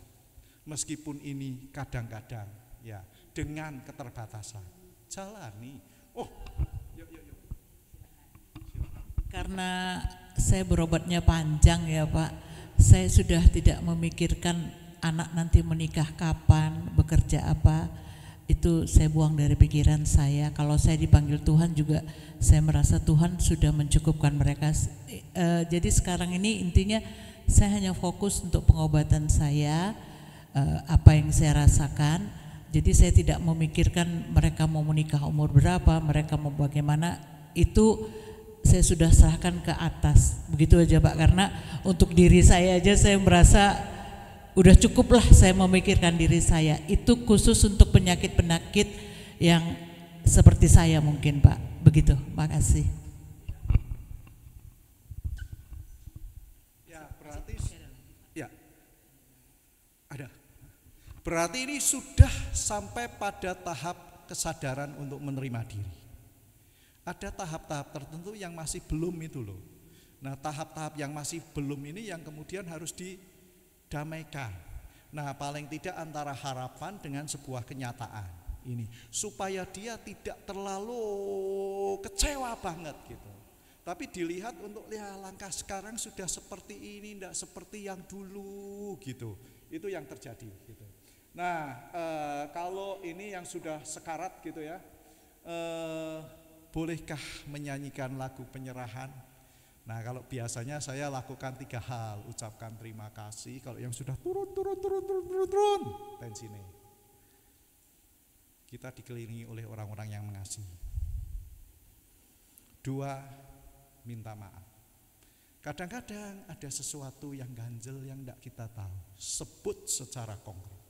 Maka doa syafaat, kadang-kadang saya pakai doa syafaat itu ya, doa penyerahan. Sekaligus anaknya satu suami atau apa di situ, sampai dengan kalau itu sudah pada klimak, kalau mau pergi, tapi peganglah Yesus. Kalau yang ngajak bukan Yesus jangan. Kadang-kadang kakeknya datang, yang sudah mati itu datang. Kadang-kadang dia ada di situ. Itu tahap-tahap orang mau meninggal sudah sampai pada tahap itu. Itu yang terjadi gitu. Nah, itulah dampingi keluarga beberapa saat sebelum pulang. Kalau masih ada pertanyaan silakan Bu. Tadi apakah? Ya. Bapak sudah selesai Pak itunya, materinya? Nanti kita sambil jalan aja. Oh. Sebenarnya sih jam 12 Pak. Oh gitu ya. Iya. Terus aja. Iya. Buat Bapak Ibu barangkali ada yang mau bertanya, langsung dijawab oleh Pak Agus Wi. Ada yang mau bertanya? Oh iya. Gimana? Maaf Pak Amir, saya cuma mau bilang begini Pak, orang akan sangat paham dengan seseorang yang sakit, yang dia punya keluarga dekat yang pernah mengalami atau sahabat. Jadi tolong jangan berbasa-basi bilang kamu kuat, kamu sehat, karena cukup aja kita elus gitu ya. Karena saya mengalami berdampingan dengan teman-teman kanker, saya pegang aja, saya peluk, mereka sudah cukup, nggak perlu saya katakan ini sakit, enggak. Saya cuma bilang, saya ajak diri saya bilang kita sehat, kita kuat, kita bahagia. Saya hanya mengucapkan itu aja. Jadi buat teman-teman kalau melawat, nggak usah berbasa-basi atau merasa paling tahu, dan jangan coba-coba searching Google karena itu tidak manfaat untuk pasien yang berobatnya panjang dan lama seperti saya. Itu aja Pak sarannya. Terima kasih. Silakan Pak Amir. Ya, terima kasih. Ya, ada 2 pertanyaan. Yang pertama, perlu nggak kita bertanya kepada pasien atau apa yang kita kunjungi, boleh difoto atau tidak? Karena saya tahu ada orang yang dalam keadaan di bawah selimut, terutama perempuan, dia nggak mau kalau ada orang tahu sampai dia kondisinya seperti itu. Itu yang pertama. Yang kedua, saya sudah 3 kali menghadapi orang yang kena sakit berat. Jadi ada pengalaman saya yang tidak seagama, jadi orang Islam, saya permisi dengan istrinya, dia kena kanker tulang. Jadi saya berdoa di telinganya. Saya minta izin dulu dengan istrinya supaya dia minta ampun kepada Tuhan. Dan seperti dia lahir baru gitu. Dia, kalau kamu punya pelanggaran kepada Tuhan atau melanggar firman Tuhan atau melanggar hukum Tuhan, minta ampun. Kamu tahu nggak bahwa hidup kamu ditentukan oleh Tuhan? Dan dengan penyakit yang begini, dia udah nggak bisa bicara, Pak. Dia udah diam aja. Tapi sampai selesai supaya dia minta ampun. Saya nggak tahu apakah dia mendengar. Tapi ada juga yang bisa mendengar. Jadi saya bisa dialog masih. Saya bertanya sesuai dengan 10 hukum Taurat. Ya, apakah kamu pernah menduakan Tuhan? Terus masuk lagi pernah menginginkan kemuliaan orang lain? Sampai perzinahan atau pencurian, saya tanyakan semua sampai 10 firman Tuhan itu. Sebetulnya ada pengakuan. Jadi saya nggak usah sebut orangnya. Setelah dia pengakuan, minta ampun sama Tuhan supaya kamu diterima oleh Tuhan. Kamu punya kesempatan untuk hidup setelah mati. Karena Tuhan menjanjikan itu, bahwa kamu disediakan tempat oleh Tuhan Yesus di sorga. Nah, saya memutuskan sendiri itu pelayanan seperti itu. Apakah saya boleh atau tidak? Tapi menurut saya itu perlu gitu. Terima kasih, Pak. Jadi pertanyaan kedua, dia Muslim gitu ya, maksudnya kita beda agama gitu. Oke. Jadi yang pertama itu Pak, minta foto itu loh. Pak, kalau foto ya menurut saya ya mungkin beda untuk yang lain. Nek foto sebaiknya tidak pada waktu sakit. Karena apa? Itu kadang-kadang ada orang tertentu yang memang kadang-kadang nggak suka, gitu ya. Apalagi wajahnya kumel, lagi sakit, terus. Nah, di komunitas kanker lebih baik jangan memfoto di sana, gitu ya. Nah, ketika ada seorang yang dengan rambut gundul dan sebagainya, orang biasanya menampilkan foto adalah foto yang terbaik. Itu jawaban saya. Nah, lalu sebaiknya gimana dalam laporan? Nah, laporan-laporan biasanya kan bisa ditulis tanpa foto gitu. Ada memang yang suka selfie. Nah, itu lain, tapi itu sedikit, Pak. Tapi pada umumnya pengalaman saya kok enggak suka kalau difoto pas sakit.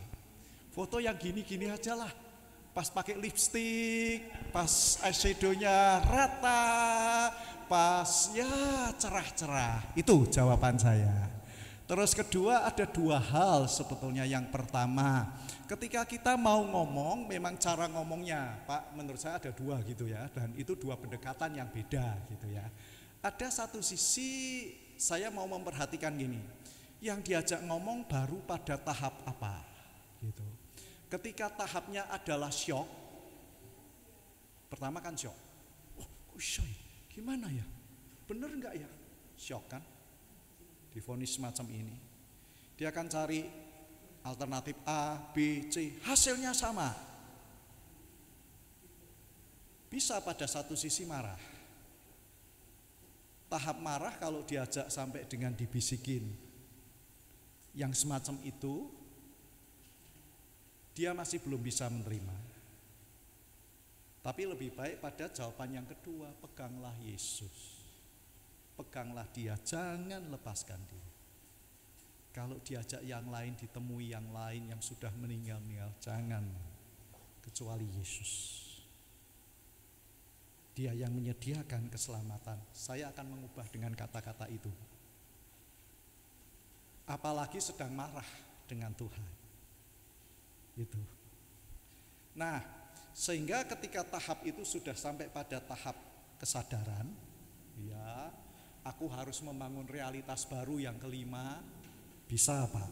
Itu. Tapi ada dua kata tadi. langsung 10 hukum, atau lebih baik pegang Yesus, juru selamatmu. Dia ada bersamamu, dia mengasihi ini. Gitu. Tapi tahap 1, tahap 2, tahap 3 kelihatannya masih susah, Pak. Kalau bisa ngomong bisa-bisa kita dimarahin ya, Pak. Itu karena kita terlalu cepat untuk masuk, gitu kan. Itu padahal tahap-tahap dinamika psikologis dia masih bergejolak, gitu. Lalu dia memang akan meninjau realitas, harapan, ada Tuhan.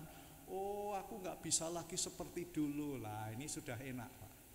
Tahap 4 meninjau ulang, tahap 5 menentukan arah baru. Ini paling gampang. Dan mendampingi orang yang semacam ini paling gampang. Paling susah di mana? 2, 3. Itu kalau dilihat. Itu. Sehingga banyak ngomong juga enggak gitu ya. Kadang-kadang kepukan aja, ya udah ayatnya tinggalin aja lah, nanti dibacain. Enggak usah basa-basi, kalau orangnya memang enggak siap basa-basi kok. Itu. Dimarahi pernah, ya pernah. Dimarahi. Seorang jemaat ya, ini sakit di situ, sekarang ikut anaknya. Oh iya, aku ngunjungin anaknya yang enggak mau bukain pintu. Pernah? Ya pernah. Pengalaman sebagai pendeta pernah. Sakit hati ya enggak. Pak, katanya belum ke sana. Lah, ngomonglah sama anaknya itu. Oh, sekarang di rumah anaknya. Aku tanggal sekian ke sana ketemu anaknya A. Anaknya kebetulan enggak ke gerejanya Cinere. Tapi ya tahu saya pendeta, ya wes toh. Ditolak ya enggak apa-apa, itu pengalaman ditolak, Pak. Sehingga tidak terjadi perjumpaan gitu. Ya. Itu Bu Desi. Ada lagi yang mau bertanya? Oh iya, Pak Made. Saya rasa 2 pertanyaan lagi ya Pak, atau 2 ya? Oke, silakan Pak. Terima kasih Pak. Sesuai dengan yang terakhir tadi, bolehkah kita bikin doa penyerahan untuk seseorang? Karena saya pernah melakukan itu beberapa kali dan berhasil. Artinya ya, ya, artinya yang pertama doa penyerahan untuk Om John Patiwael, tapi itu permintaan tantenya, istrinya, permintaan karena di rumah sakit Pertamina waktu itu saya berkunjung sama istri, saya bilang tante gimana Om, ya udah beginilah Pak Made keadaannya, terus gimana tante ini, udah Pak Made saya sudah pasrah, udah tolong didoakan aja, maksudnya didoakan doa penyerahan aja. Jadi kita bertiga aja berdoa penyerahan. Habis doa penyerahan saya pamit pulang. Baru sampai di lift ditelepon sama tantenya, Pak Made omnya udah. Oh ya udah berangkat. Begitu. Terus yang kedua kali juga seperti itu. Yang iya berhasil juga. Ya. Kalau yang kedua, saya pulang dari rumah sakit, begitu sampai di rumah ditelepon udah lewat. Ya. Jadi terus yang ketiga ini saya berdoa biasa saja. Cuman ini tetangga saya, dia orang Katolik. Tetangga saya tanya istrinya di rumah bagaimana, dia bilang paru-parunya udah habis, yang tinggal sedikit. Nah di rumah sakit saya lihat dia pakai ini, bantu pernapasan. Oh ya udah susah banget napasnya, cuman saya dengan istri berdoa saja. Terakhir saya berdoa, saya bilang, Pak, Tuhan Yesus sayang sama Bapak. Hanya begitu saja. Habis itu dokternya datang.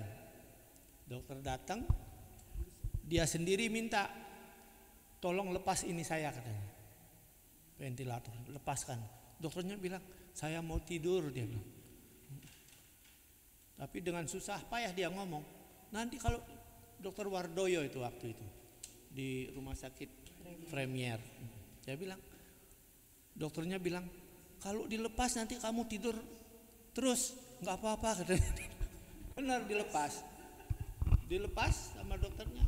Begitu saya juga sampai di rumah, ditelepon juga, bablas juga. Nah, ada yang lucu ini, Pak Pendeta. Ada saudara kita ini yang sudah almarhum kemarin ini. Aduh, iya, karena adiknya juga sakit, mungkin dia juga sudah kewalahan. Saya dipanggil suruh doain Pak.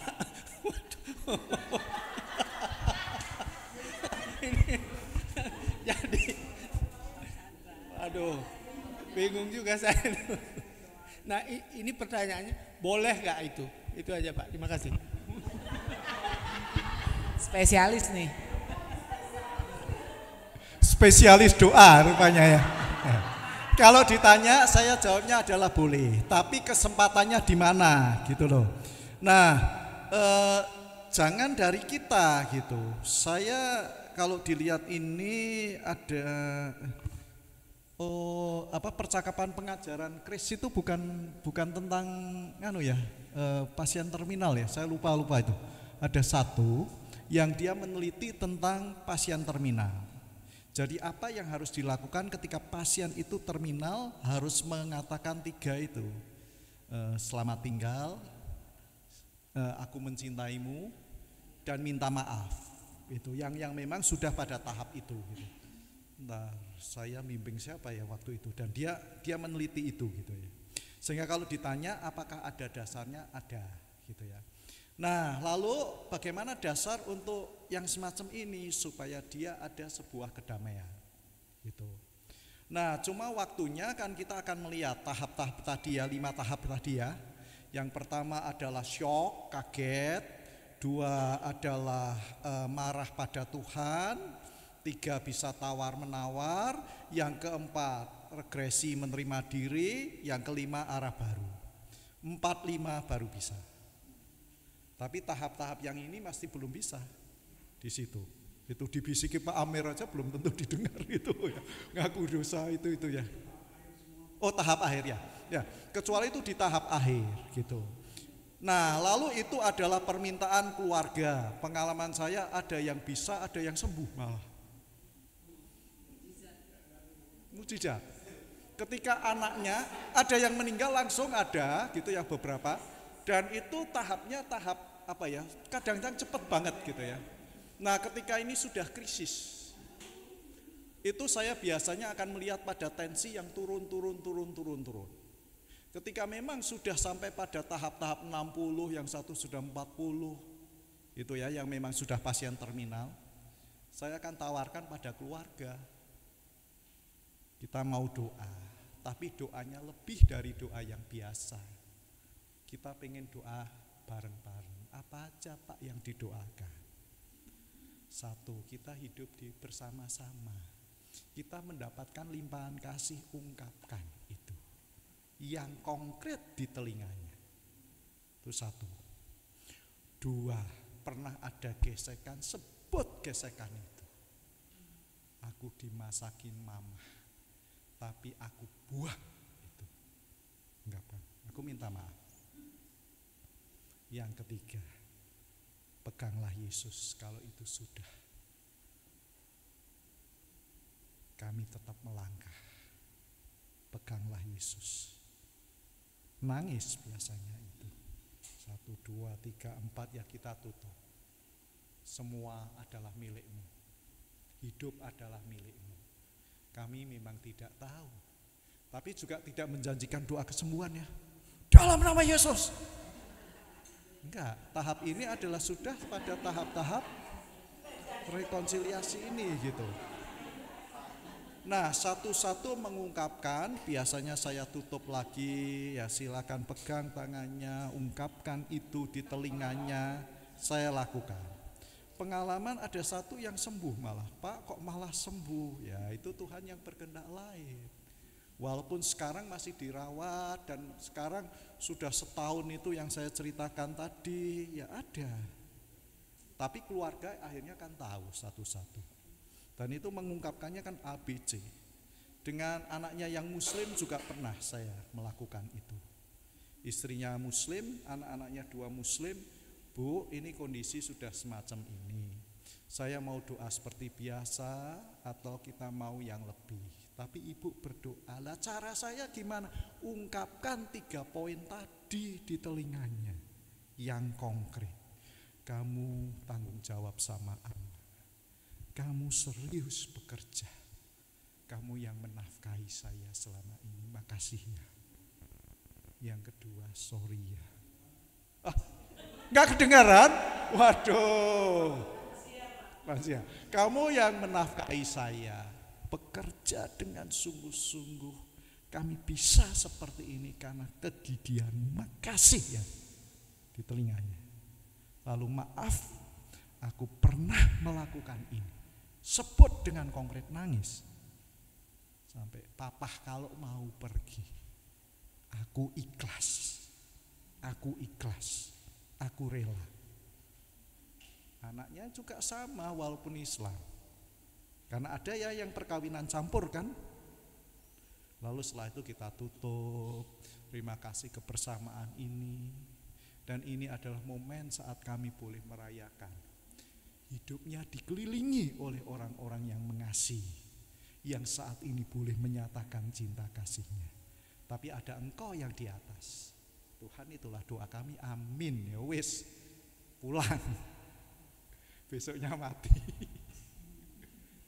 Itu jadi ada 2 pengalaman yang sama gitu. Tapi permintaan bukan dari saya gitu. Tapi setelah melihat ini bisa juga ya, Bu, kita mau doa. Karena telat sedikit telat udah.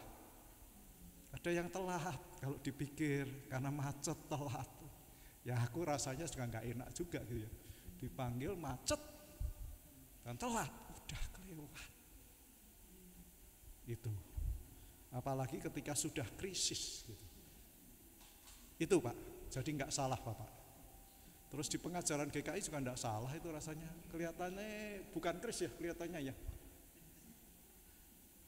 Aku bimbing kris itu tata gereja apa pengajaran ya? Pengajaran ya. Oh bukan kris, kelihatannya yang dia meneliti di GKI Delima kelihatannya. Iya, begitu Pak, Bu. Kita tutup atau ada satu lagi? Masih ada yang mau bertanya?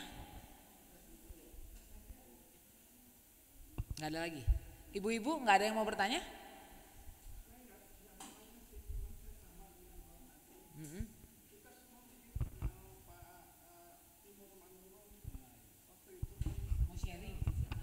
Sakitnya berat. Kebetulan waktu kami ke sana ada almarhum Pak Chandra waktu itu.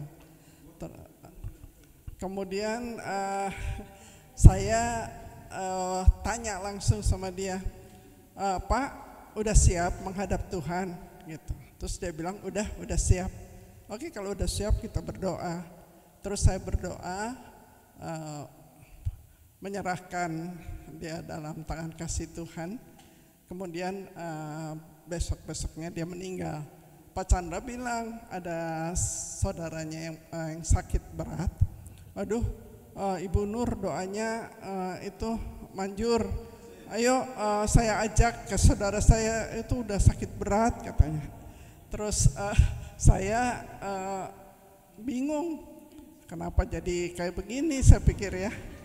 Terus akhirnya saya nggak jadi pergi, orang lain yang pergi. Walaupun orang lain yang berdoa karena sudah memang parah meninggal juga gitu. Jadi ya bukan karena kita, tapi memang sudah waktunya. Makasih. Terima kasih sharingnya Bu Nur. Saya kembalikan ke Bapak. Catatan aja kecil ya, biasanya orang mau meninggal selain tensi, kuku dan sebagainya sudah mulai biru-biru. Lalu kaki itu mulai dingin ke atas, itu tanda-tanda ya, saya pernah mengungkapkan ini tapi di medis kok juga di ACC gitu ya. Itu tanda-tanda yang sudah ada itu.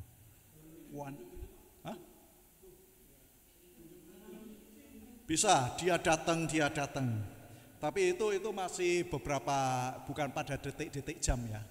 Itu mungkin pada hari, pada minggu. Jadi ada beberapa detik-detik yang kalau kita mau lihat, sebentar. Ada beberapa tahap-tahap yang harus dikenali.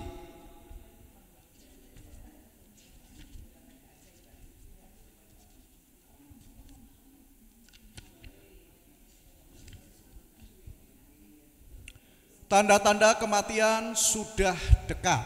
Ini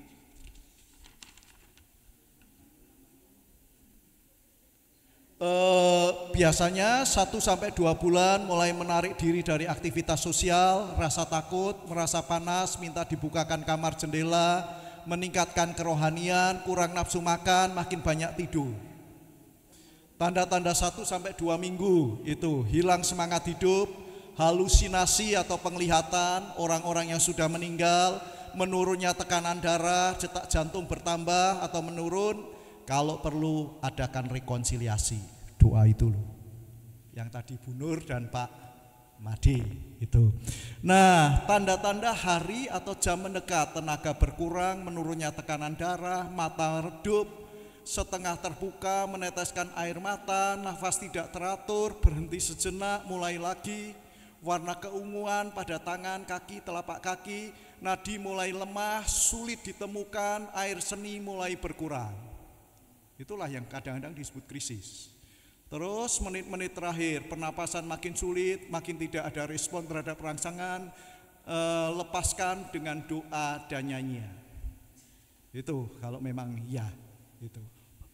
Nah itu kira-kira Pak, kita bisa melihat tahap-tahapnya gitu. Makin mendekat, makin mendekat, makin mendekat.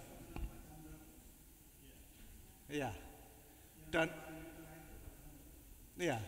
Dan itu ketika tahap-tahap yang semacam itu ya rekonsiliasi. Penyerahan kalau perlu. Kalau tidak ya telat sudah. Saya terlambat yang kemarin beberapa minggu ini masih saudaranya juga Bu Wilma itu juga kira-kira kok juga akan telat. Tapi ya udah, yang Muslim ya ayo rekonsiliasi, udah gitu. Nah itu kira-kira, iya, gitu Bu Desi. Sebelum kita tutup, saya minta Ibu Mary ke depan untuk ucapan terima kasih. Lalu dilanjutkan dengan lagu penutup, nanti doa Bapak ya. Iya, puji syukur kita panjatkan kepada Allah Bapa di surga kalau acara ini setelah berlangsung dengan baik, dengan lancar. Saya atas nama Komisi Perawatan GKI Sarwa Indah dan dari dan Bapak Ibu semua yang hadir di sini mengucapkan terima kasih banyak kepada Pak Pendeta Agus Wianto yang sudah meluangkan waktunya untuk memberikan sesi di pembinaan ini, juga kepada Mas Kris dan Kak Marina, juga seluruh Bapak Ibu yang hadir di sini, saudara-saudara yang telah berpartisipasi dalam sesi pembinaan Komisi Perlawatan. Kiranya apa yang sudah disampaikan oleh Pak Agus Wianto itu menjadi bekal panduan kepada kita semua dalam pelayanan kita, khususnya untuk Komisi Perlawatan. Sekali lagi terima kasih Pak. Lagi trending topik ya, itu pantun ya. Jadi saya mau bikin, mau ikut-ikutan gitu bikin pantun. Pergi ke Bali beli ayam betutu. Terima kasih, sampai berjumpa kembali.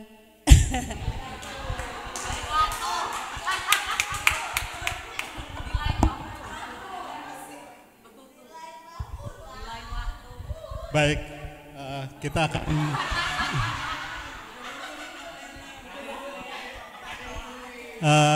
mengakhiri sesi pembinaan ini. Kita akan nanti bernyanyi dan nanti ada makan siang setelah ini.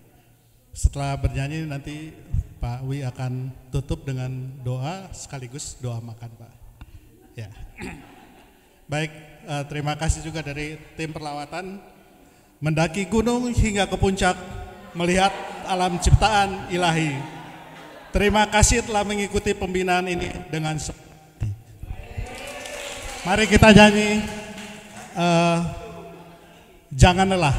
Kita diri supaya makanan nanti masuk.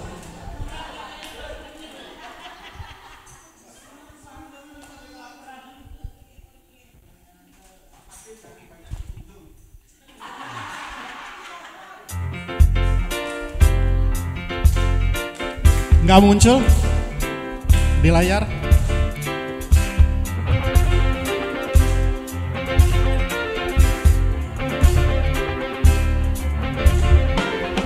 Jangan lelah, dada di ladangnya Tuhan.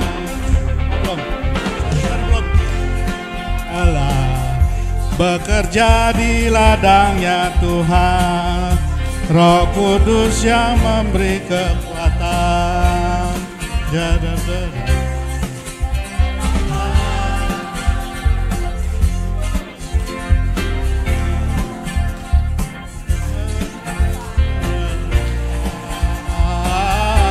Atas segalanya,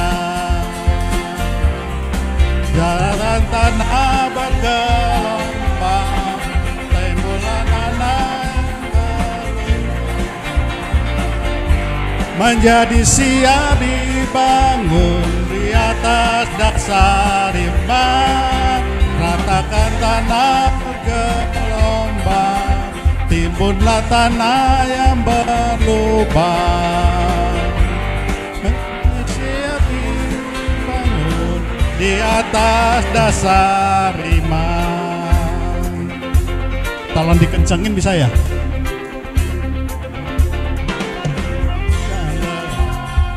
Bekerja di ladangnya Tuhan, Roh Kudus yang memberi kekuatan, yang mengajar dan menopang. Bekerja bersamamu Tuhan, yang selalu mencukupkan atas segalanya. Tanah yang berlubang,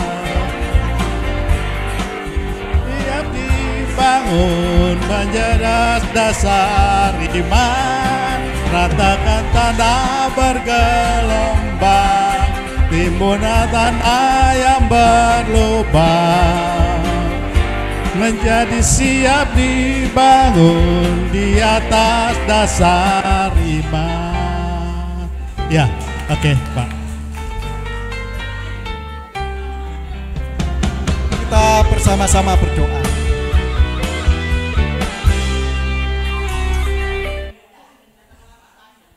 Mari kita bersama-sama berdoa. Tuhan, kami boleh bersyukur siang ini kami boleh belajar bagaimana kami boleh menjadi teman seperjalanan. Menemani teman seperjalanan di dalam setiap krisis kehidupan, itu menjadi tugas kami setiap para pelayan. Ketika ada krisis, ada kekuatan, tapi juga ada Tuhan yang menopang. Ada teman yang mau tempat untuk berbagi, tempat untuk meneguhkan, sehingga di situ kami kuat untuk berjalan. Tuhan, tolonglah kami sehingga kami masing-masing boleh makin memahami, makin menyadari, makin mengerti, dan boleh menjadi teman seperjalanan orang-orang yang lain.